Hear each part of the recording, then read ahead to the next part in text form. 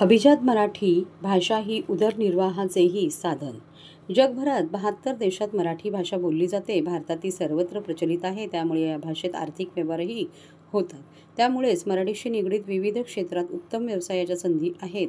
आपली अभिजात मराठी भाषा ही उदरनिर्वाहाचेही साधन आहे, त्याबाबत कोणताही गैरसमज बाळगण्याची गरज नाही, असे प्रतिपादन ज्येष्ठ साहित्यिक डॉक्टर महेश केळुसकर यांनी शुक्रवारी केले।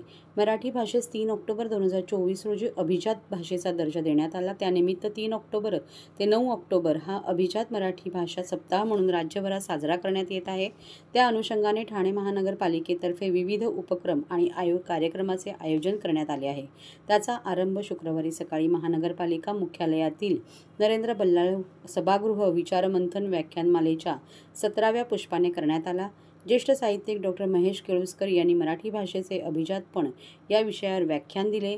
त्याप्रसंगी उपायुक्त उमेश बिरारी, अग्निशमन दल प्रमुख गिरीश झळके, उपनगर अभियंता गुणवंत झांबरे, उपवैद्यकीय अधिकारी डॉक्टर स्मिता हरमस्कर, माहिती व जनसंपर्क अधिकारी रवींद्र मांजरेकर, उपमाहिती व जनसंपर्क अधिकारी प्राची डिंगणकर आदी उपस्थित होते।